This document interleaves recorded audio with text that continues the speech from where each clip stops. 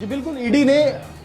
ED ने आज जो रिमांड की जो एप्लीकेशन लगाई, जो दलीलें दी, उससे ये साफ हो गया कि ईडी के पास अहम सबूत हैं और ईडी ने सीधे तौर पर अरविंद केजरीवाल को इस पूरे मामले का किंग पिन बताया, मास्टर माइंड बताया और के कविता के साथ आमना सामना कराकर पूछताछ करने की बात कही।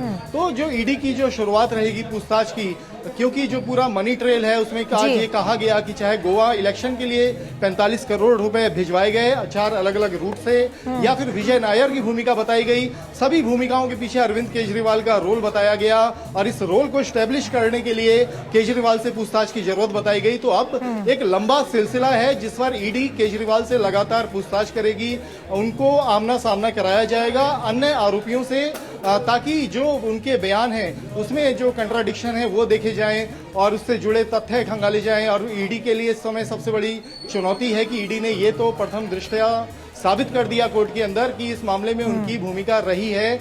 इसी वजह से पीएमएलए सेक्शन में रिमांड की परमिशन भी दी कोर्ट ने और अब उससे संबंधित साक्ष्य और गवाह जुटाना ईडी के लिए सबसे बड़ी प्राथमिकता है। हालांकि ईडी दावा कर रही है कि उनके पास गवाह हैं, अप्रूवर हैं, लेकिन जो आज भी ये बात कही गई कि इस मामले में बड़ी संख्या में एविडेंस मिटाए गए, इलेक्ट्रॉनिक एविडेंस को नष्ट किया। ने सारी चीज कंसीडर करके 6 दिन का रिमांड दिया है और अब वो 28 तारीख को यहाँ पेश होंगे दोबारा 2 बजे। सर क्या कुछ और ग्राउंड रखा गया और क्या कुछ देखिए, उनकी तरफ से कहा गया कि जो पैसा गोवा में इस्तेमाल हुआ है वो इल गॉटन मनी थी और उनके पास कुछ ऐसे गवाहों के जो उन्होंने कहा बयान हैं जिससे पता चलता है कि उनको कैश की डिलीवरी हुई है।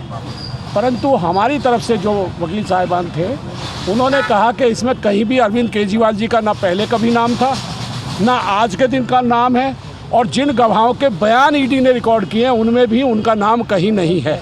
ऐसे में उनकी कस्टोडियल इंटरोगेशन बनती नहीं है और हमने उसको अपोज किया था। पर अब 6 दिन का चूंकि रिमांड हो गया है, जज साहब ने कर दिया है, इसलिए अब वो 28 तारीख को यहाँ पेश होंगे। ठीक है एक सेकंड सर हमारे साथ नहीं। अरे यार तो मेरी जिम्मेदारी है और किसी जिम्मेदारी है। ठीक है। तो वकील साहब को आप सुन रहे थे, उनका कहना है कि आज के दिन को मिलाकर 6 दिन की जो है वो रिमांड है, कुल 7 दिन की रिमांड है।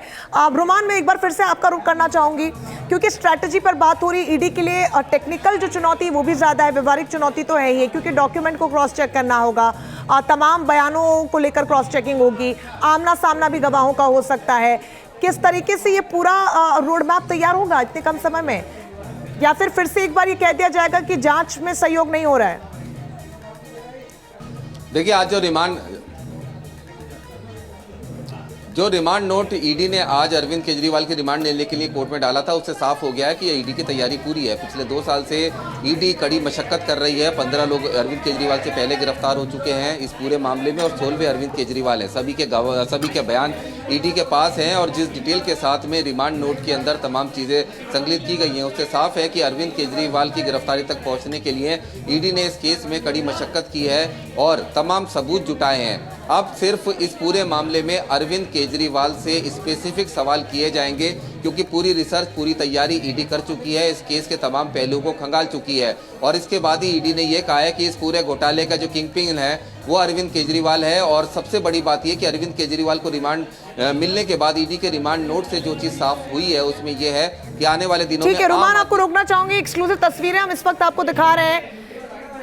ये बड़ी तस्वीरें इस वक्त की और बेहद महत्वपूर्ण तस्वीरें जब अरविंद केजरीवाल को कोर्ट से बाहर लाया गया, उस वक्त की बड़ी तस्वीरें आपको